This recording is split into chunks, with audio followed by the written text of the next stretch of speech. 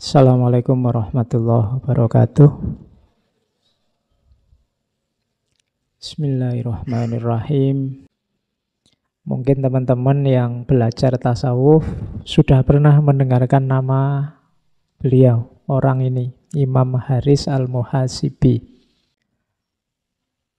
Oke, jadi beliau suatu ketika pernah mengatakan, telah berlalu waktu selama 3 tahun, dan selama itu aku telah mendengar segala sesuatu dalam kepalaku. Kemudian telah berlalu pula masa 30 tahun, dan selama itu aku tidak pernah mendengar sesuatu kecuali dari Allah. Ini mengisyaratkan bahwa ada masa sekitar 30-an tahun beliau menuntut ilmu biasa, kemudian 30 tahun selanjutnya menempuh suluk dalam jalan tasawuf. Kalau masih menempuh ilmu biasa seperti kita, itu kan pikiran itu rame, isinya macam-macam. Ilmu apa saja, wawasan apa saja, bunyinya banyak sekali di sini. Lihat HP itu bunyinya macam-macam. Mungkin kritik lah, mungkin heran lah, mungkin macam-macam. Lihat apa saja, kepala ini berkecamuk macam-macam. Tadi di depan ada berita tentang saudara kita yang meninggal, itu kan isi kepalamu macam-macam, segala macam hal keluar. Tapi begitu menjalani suluk, tidak tersisa apapun. Yang terdengar hanya suaranya Allah. Jadi kontrasnya di situ. Kalau pikiran masih ramai, masih isinya macam-macam, itu biasanya sumber ketidaktenangan kita, kegelisahan kita. Ketakutan-ketakutan akan masa lalu dan masa depan. Kerumitan-kerumitan cara pandang kita. Itu ramai banget pikiran kita itu. Nah, kalau sudah suluk 30 tahun selanjutnya, kata Imam Muhasibi, aku sudah gak mendengar apapun. Yang aku dengar hanya suaranya Allah. Yang ada di kepala yang tersisa hanya tinggal satu dan satu-satunya, yaitu Allah. Tidak tahu saya kita mengalami yang semacam ini apa enggak dalam hidup kita, tapi berusahalah. Berusahalah untuk menuju ilaihi roji'un yang sejati.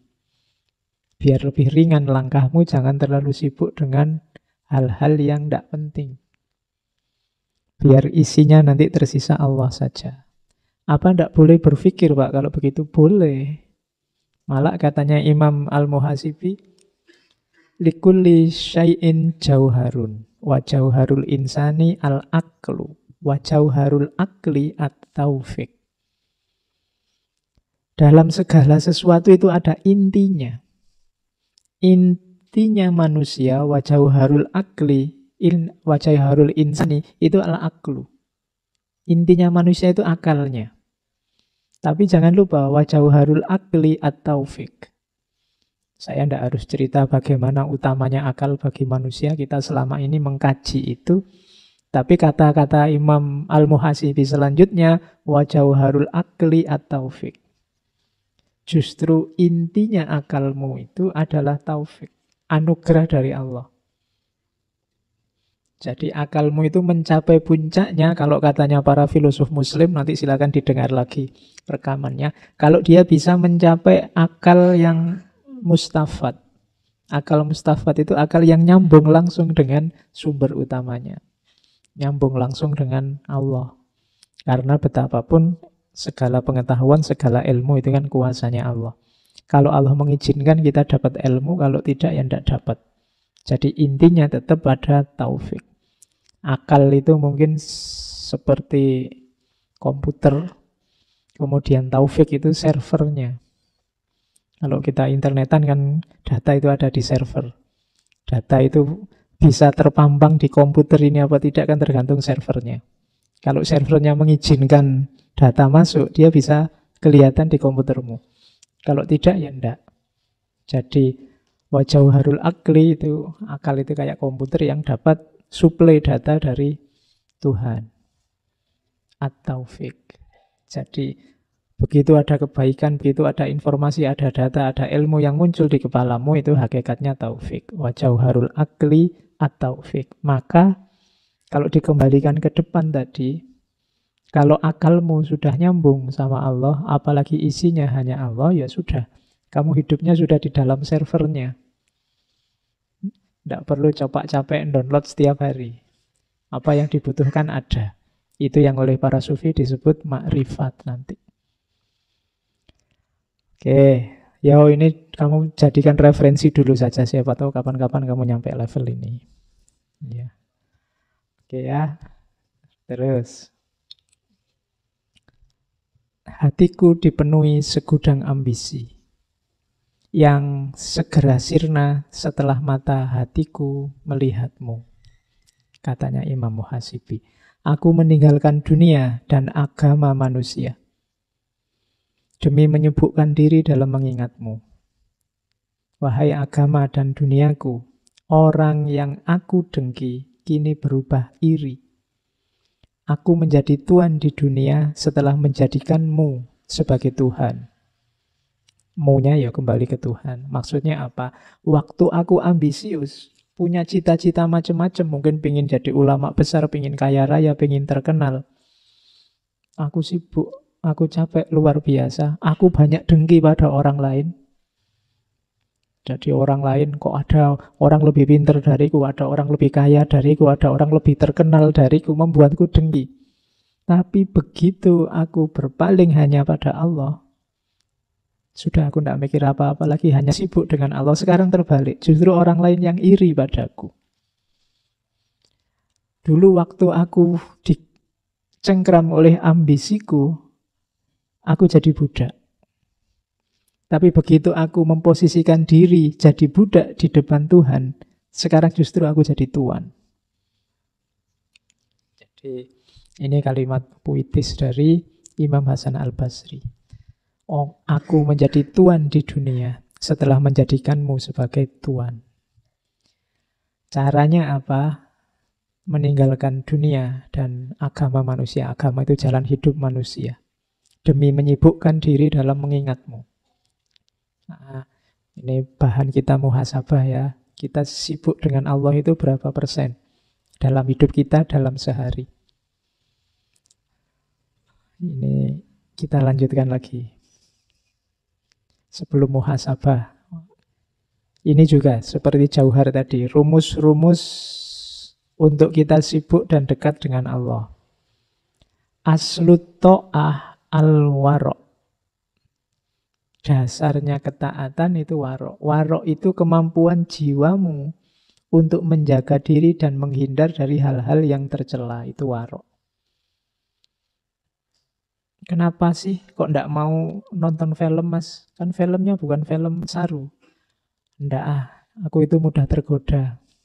Daripada nanti aku tergoda, ndak usahlah. Itu namanya warok. Mbok jalan bareng aku sini loh, ndak apa-apa jejer. Kan kita temen, ndak apa-apa tuh. Ya ndak apa-apa, cuma aku itu normal. Kadang-kadang khilaf juga. Jadi daripada ada apa-apa, mending ndak usahlah. Itu namanya warok. Kemampuan menjaga diri. Ayo mas ini loh, ikut debat, ikut diskusi, rame ini, seru, ndak apa-apa, buat seru-seruan aja. Ndak, aku itu ndak kuatan. Kalau sudah debat terus marah, kalau sudah marah aku ndak kontrol. Eman-eman lah, lebih baik ndak usah lah. Wong ya ndak terlalu penting temanya untuk hidupku. Itu namanya warok. Kemampuan menjaga diri. Untuk yang hal-hal yang mungkin membuatmu jatuh dalam hal yang tercela atau dosa. Ya meskipun mungkin juga tidak. Tapi kamu milih menghindar, itu namanya warok. Dan ini perlu dilatih. Karena manusia itu kecenderungannya ingin pamer, kecenderungannya ingin menang dari yang lain, kecenderungannya ingin lebih dari yang lain. Dan kecenderungannya ingin juga selalu yang enak-enak. Nah, itu biasanya menipiskan warok ini. Padahal ketaatan itu dasarnya adalah warok. Kita patuh pada Allah tapi tidak punya daya warok, itu biasanya ya agak berat. Kita menuju kesempurnaannya amal. Nah, wa aslul waro'i at-taqwa. Dasarnya warok itu apa? Taqwa. Definisi paling gampang takwa itu kadang orang mengartikannya takutlah pada Allah. Jalankan perintahnya, jauhi larangannya. Jadi untuk bisa ketaatan kita sempurna butuh warok. Untuk bisa warok butuh takwa. Wa aslu takwa muhasabatun nafas. Untuk ketakwaan kita bagus, sempurna, muhasabatun nafas. Muhasabah, menilai diri, mengevaluasi diri. Latihan jadi malaikat rokib sama atid untuk dirimu sendiri. Kamu bikin buku jajal ya, cari kertas itu kamu bagi dua, terus hari ini, hari Rebu tanggal sekian, pahala di kolom kanan, dosa di kolom kiri. Hari ini aku dapat pahala apa ya? Kira-kira dosaku apa jajal ya? Nyaingi malaikat ya. Saya ingin tahu kamu objektif apa enggak. Kadang-kadang itu nanti dari situ sebenarnya nanti kelihatan jiwamu. Mungkin pas mau nulis salah, ini kan dosa kecil, enggak apa-apa lah, wong cuma itu aja. Ya. Atau ada orang yang pesimis, mau nulis pahala, ini mau tak tulis ya kalau diterima. Kalau enggak, sholatku enggak terlalu ikhlas tadi. Itu orangnya pesimis berarti. Oke, ini contoh muhasabah. Dalam sehari apa saja yang kulakukan. Seminggu ini apa saja hasilku yang baik-baik. Ada progres enggak? Minggu kemarin aku progresku apa? Minggu sekarang apa? Aku semakin baik atau tidak? Kalau hidup ini ilaihi roji'un, sejauh mana aku semakin dekat dengan Allah, atau jangan-jangan aku ini jalannya mundur sehingga tambah jauh sama Allah. Nah, itu muhasabah namanya. Itu nanti yang jadi bekal kualitas takwamu semakin bagus. Jadi wa aslu taqwa muhasabatun nafs. Wa aslu muhasabatin nafsi al-khawfu war-roja. Dan dasarnya muhasabah tadi, untuk kita bisa muhasabah yang bagus, harus ada khauf, ada roja. Ada takut dan juga ada harapan. Sama seperti di Imam Hasan al-Basri kemarin. Berhadapan dengan Allah itu ya ada takutnya karena kita khawatir dosa kita banyak, tapi ada juga harapannya. Takut saja tanpa roja membuat kita mudah putus asa. Rojak saja tanpa khauf, nanti kita sembrono. Tidak hati-hati, tidak warok tadi. Jadi muhasabah yang bagus dasarnya khauf dan rojak. Kalau hanya khauf saja, jadinya kayak tadi kamu mau nulis pahalamu, kamu takut. Ya kalau diterima. Wong aku ini lemah, aku ini tidak berdaya, khauf saja. Kalau hanya rojak saja, kayak tadi, kamu dosa aja, tidak usah ditulis, dosa kecil aja, aku sudah istighfar, nanti nggak usah. Nah itu rojak saja. Harus imbang, ada khaufnya, ada rojaknya. Kadang-kadang kamu harus agak introspeksi ke dalam dirimu. Kalau kamu merasa aku ini mudah sekali Pak, kalau ada hal-hal jelek, hal-hal dosa itu aku mudah terpancing. Diperkuat khaufnya. Biar tidak mudah masuk ke dalam dosa. Tapi kalau mungkin jiwamu, jiwa agak serius, takut dosa, agak terlalu sepaneng, tidak pernah senyum, maka itu mencoba rojaknya ditambah. Jangan terlalu kaku, jangan terlalu keras untuk hidupmu. Jadi harus imbang antara khauf dan roja. Wa aslul khaufi war roja'i ma'rifatul wa'di wal wa'id. Dasarnya khauf dan rojak yang bagus itu apa? Harus belajar. Yang dipelajari apa? Al-wa'du wal-wa'id. Janjinya Allah dan juga ancamannya Allah. Mana yang baik, yang nanti rewardnya bagus. Mana amal jelek yang harus hati-hati karena balasannya juga siksa Allah sangat keras. Jadi wa'du wal-wa'id butuh pengetahuan. Wa ma'rifatul wa'di wal-wa'id, pengetahuan tentang janji dan ancamannya Allah, itu adalah azmul jasa. Azmul jasa itu balasan yang besar. Jadi balasan yang besar maksudnya apa? Segalanya ada balasannya di sisi Allah. Fama ya'mal miskola dzarratin khairan yarah wa ma ya'mal miskola dzarratin syarran yarah. Dan terakhir, kuncinya paling akhir ternyata di sini. Wa aslu dzalika al-fikratu wal ibrah. Dasarnya semua tadi yang di atas adalah al-fikru. Harus kita mau berpikir, akalnya dijalankan, wal ibratu, dan mau mengambil pelajaran. Jadi justru kuncinya di ilmu, di belajar. Makanya orang Islam itu wajib belajar. Tidak cuma 5 tahun, 6 tahun, 9 tahun, tapi seumur hidup. Dulu zaman saya kecil wajib belajar itu 6 tahun. Saya tidak tahu sekarang wajib belajar itu berapa? 9, 12 tahun. Harusnya sekarang diganti wajib belajar seumur hidup. Karena kadang-kadang tambah tua itu tambah tidak karu-karuan kelakuannya. Jadi harus mau belajar terus. Resikonya kalau sudah tidak belajar itu mandek. Orang mandek itu biasanya ketika dia merasa sudah benar. Jadi kekacauan-kekacauan itu sering terjadi ketika orang sudah merasa benar, tidak mau lagi belajar. Orang kalau sudah merasa benar nggak mau belajar apa lagi? Wong sudah benar. Maka ayo wajib belajar seumur hidup saja. Tidak cuma 9 tahun. Mungkin kalau yang 9 tahun, 12 tahun itu wajib sekolah, boleh lah. Tapi kalau wajib belajar, enggak. Di Jogja ini ada jam belajar. Tapi saya tidak tahu jam belajar itu kalian manfaatkan buat apa. Jam belajar itu yang rame, masuk sekolahan, masuk tempat pengajian. Yang rame kan itu jam makan sebenarnya. Jadi ramenya malah warung-warung itu rame kalau jam belajar itu. Oke.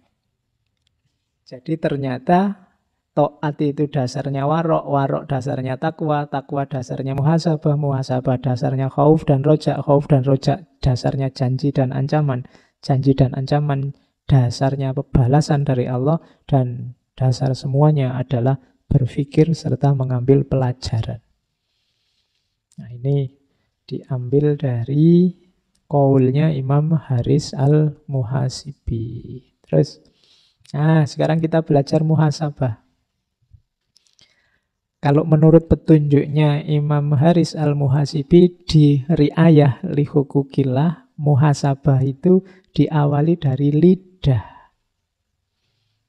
Maksudnya berarti apa yang kita ucapkan. Kalau hari ini mungkin dikasih strip jempol. Apa yang kamu tulis di medsos, apa yang kamu posting. Karena sekarang kan orang itu eksisnya kan nggak cuma lewat kata-kata, tapi juga lewat jempol.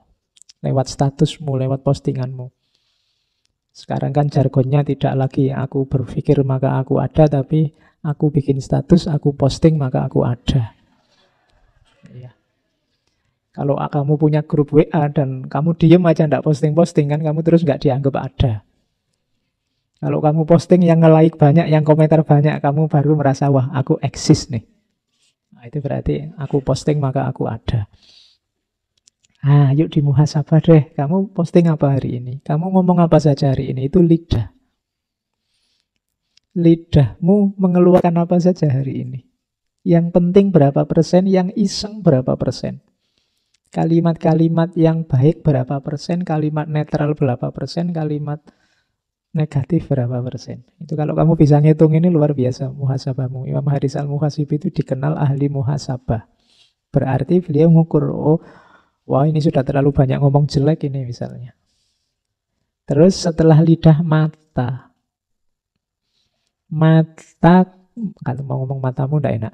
Mata kita dalam sehari-hari itu, ya, kamu pakai buat apa saja? Apa saja yang kamu lihat? Ya mungkin hari ini banyak lihat HP Pak. Ya wis, kamu di depan komputer, di depan HP itu yang kamu lihat apa? Bukan salah saya loh Pak, saya itu sebenarnya bacanya bagus-bagus. Tiba-tiba iklan. Iklannya itu gambarnya wow gitu ya Pak. Ya jangan buka situs-situs itu. Salahmu sendiri iseng googling. Jadi mata. Kalau kan ada pepatah yang masyhur itu laka al-ula. Jadi kalau engkau jatahmu cuma lihat yang pertama. Tapi kalau yang kedua dan seterusnya itu tidak boleh. Kalau lihat yang gitu-gitu itu sekilas saja yang pertama. Astagfirullah terus paling ke sana. Tidak boleh diulang. Kalau diulang sudah dosa. Biar nggak ngulang, lihatnya yang lama. Ini masih yang pertama loh Pak, belum ngulang. Oke, itu strategimu itu. Terus telinga. Telingamu mendengarkan apa saja, itu kamu yang tahu lah ya. Kemudian tanganmu, apa yang kamu lakukan dengan tanganmu. Terus kakimu, perutmu. Perut itu berarti apa yang kamu masukkan. Berani menjaminkah yang kamu masukkan halal? Berani menjaminkah yang kamu masukkan baik dalam perutmu? Terus kemaluan. Saya tidak tahu sudah fungsi apa belum yang punya kalian yang belum nikah. Tapi hati-hati, orang sering terjebak di kemaluan itu, wadahnya itu tapi isinya kan nafsu. Sejauh mana kamu bisa mengontrol itu nanti menentukan nasibmu. Lahirnya itu. Oke, nilailah ini sampai rapotnya tidak merah. Apakah itu lidah, mata, telinga, dan macam-macam. Berarti fisikmu positif. Kalau sudah fisikmu positif, muhasabah level 2. Tanyakan tujuannya. Kebaikan yang kamu lakukan itu untuk mencari ridhonya Allah atau ada pamrih lain? Mulutmu yang baik, perilakumu yang baik, kamu mendengarkan yang baik-baik, kamu jaga benar perut kemaluanmu. Itu demi ridhonya Allah, ada pamrihnya enggak? Ada tujuan yang lain enggak? Jangan-jangan untuk tujuan-tujuan selain Allah. Pak, saya sekarang rajin tahajud, rajin puasa Senin Kemis. Pak, kenapa? Baru daftar CPNS. Iya, ada pamrihnya kemarin-kemarin kemana aja. Jadi, coba dicek. Ada pamrih-pamrih dunia enggak? Saya sekarang rajin sholat duha, Pak. Kenapa? Lu, sholat duha itu katanya rezekinya lancar, Pak. Ya, enggak masalah. Tapi enggak masalah dengan Tuhannya, tapi targetnya kok itu.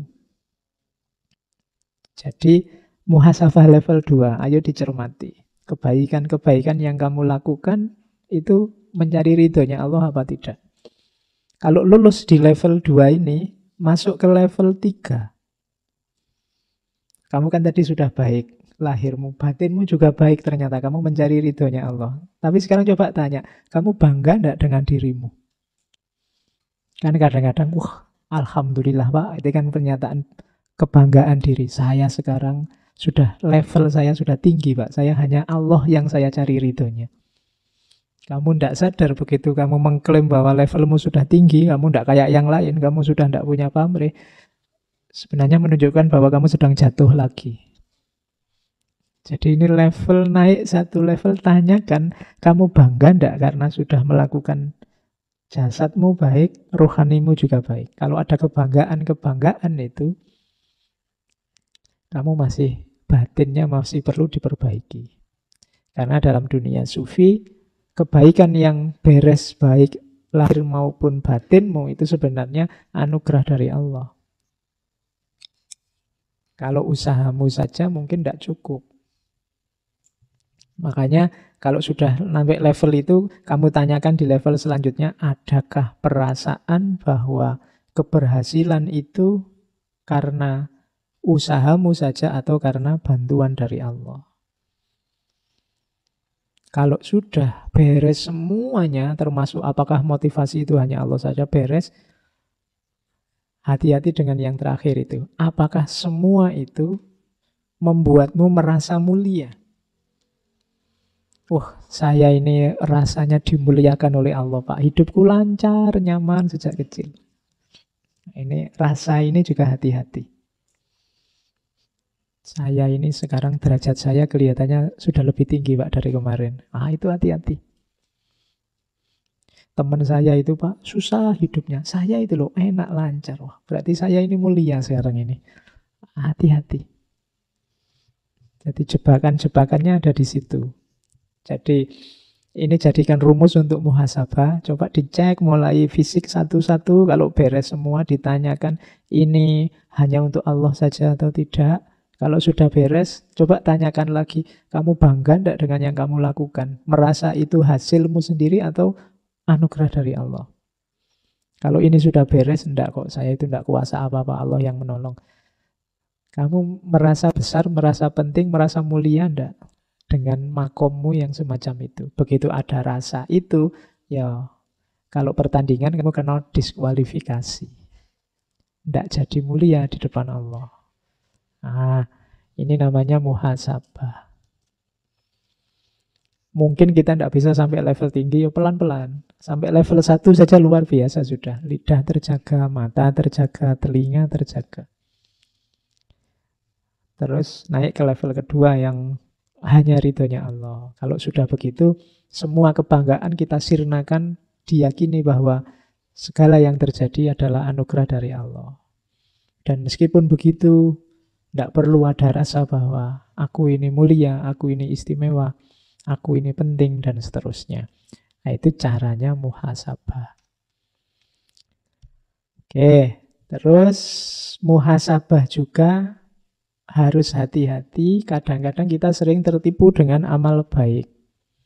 Amal baik juga, katanya Imam Haris Al-Muhasibi, harus ngerti porsi dan proporsinya. Harus paham urutan-urutannya, mana yang harus duluan, mana yang belakangan. Bekerja itu ibadah, sholat duha juga ibadah. Dua-duanya ibadah. Mana yang harus didahulukan, mana yang harus dibelakangkan. Dibelakangkan bukan berarti ditinggal. Kalau pas lagi rame-ramenya pekerjaan, misalnya kalian buka toko kok waktunya sholat duha, kok pelanggan pada datang semua, terus ya jangan ditutup tokonya, saya sholat duha dulu lah. Nah, itu salah prioritas. Kita sering begitu. Kadang-kadang ada salah prioritas itu, yang sunnah diutamakan, yang wajib ditinggal. Salah prioritas. Waktunya sholat tahajud semangat karena ada misinya. Habis sholat tahajud ngantuk, subuhnya bareng duha. Ya. Ah, itu urutannya keliru. Kalau puasa Ramadan rasanya kayak formalitas, tidak ada rasanya. Tapi setelah Ramadan puasa sunnahnya dikuati serius. Kebalik, harusnya di Ramadan ini kita serius. Di sana fadilahnya macam-macam. Nah, ini namanya urutan amal. Hati-hati. Orang sering tertipu di sini. Di antara godaannya setan, katanya Imam Haris Al-Muhasibi, itu kita dibolak-balik urutan amalnya. Jadi kebaikannya. Saya seminggu yang lalu ada cerita. Saya tidak tahu pastinya gimana. Jadi ada teman-teman mahasiswa yang sedang sholat. Kebetulan yang depan jadi imam, terus ambruk tempat sholatnya. Jadi imamnya ini kejeblos ke bawah. Kebetulan yang bawah ini sumur. Ya ada cerita itu kan. Saya tidak tahu pastinya, tapi ada cerita. Setelah imamnya jatuh ke bawah ini, ada makmum satu ke depan melanjutkan sholat isyaknya. Menyelesaikan sholatnya. Saya tidak tahu ini yang di bawah ini sedang berjuang apa tidak.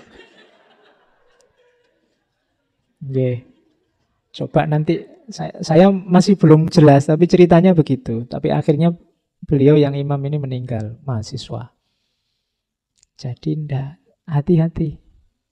Jadi ini urutan amal. Baik, sholat itu wajib memang baik, tapi nyawa juga nomor 1. Gitu loh. Ya kan? Kadang-kadang ada orang itu kan misalnya saking, wah ini wajib ini sholat, kadang pinggir jalan besar sholat. Ya jalan sebentar sedikit di sana sudah ada masjid. Ini godaannya setan. Hati-hati. Jadi muhasabah juga ya. Urutan amal. Karena setan itu sering menggoda di sini. Akhirnya kita terjebak. Mungkin nanti begitu dihisap, justru yang wajib ini keteteran. Kita lebih asik dengan yang sunnah-sunnah. Bukan berarti salah, tapi keliru urutannya, salah prioritasnya. Jadi antara makanan utama dan cemilan, kita lebih mengutamakan cemilannya. Makanan utamanya tidak tergarap. Hati-hati. Kita harus ngerti. Untuk yang semacam ini tetap kita butuh ilmu. Jadi tidak sekedar. Jadi kebenaran, kebaikan itu tidak sekedar kita tahu jenisnya apa terus kita laksanakan. Kita butuh rumus-rumusnya, kapan dilaksanakan, dalam situasi apa, untuk alasan apa, dan seterusnya. Karena begitu salah, pakai, malah bahaya, kadang membahayakan kita. Saya sering mengilustrasikan itu. Hari ini kan ada Google itu. Kita ada apa-apa nyari Google. Di Google banyak informasi, tapi kalau tidak kita pakai secara hati-hati, nanti jangan-jangan kita menggunakannya tidak pas. Kita misalnya kepala pusing, terus kamu Google. Sebab-sebab kepala pusing, nomor 1. Kolesterol tinggi, nomor 2, jantung tersumbat, nomor 3. Terus kamu kan terus stres itu kan. Waduh, jangan-jangan ini sebentar lagi aku stroke nih. Nanti kamu apa-apa dikit, yo informasinya tidak salah, tapi kamu belum tahu porsi dan proporsi informasi, konteksnya informasi, kapan dia pasnya. Ya, contoh ini bisa dikiaskan kadang-kadang tentang agama kan juga begitu. Hukumnya ini apa? Jujuk saja kamu nyari hukum gini. Terus kamu tidak ngerti porsi dan konteks dari fatwa yang diberikan itu untuk apa, kapan, dalam situasi apa. Ah, itu gunanya kita nambah ilmu terus.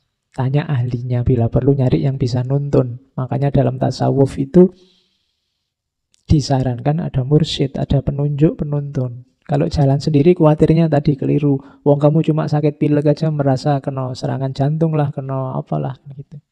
Nanti dadanya sesak sedikit merasa, waduh, ini jangan-jangan paru-paru nih. Ini jangan-jangan asma nih, macam-macam.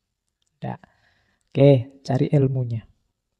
Oke, saya kira itu ya malam hari ini tema muhasabah kita. Semoga ada manfaatnya. Oke, dari saya sekian, kurang lebihnya mohon maaf. Wallahul muwafiq, wallahu a'lam bissawab. Wassalamualaikum warahmatullahi wabarakatuh.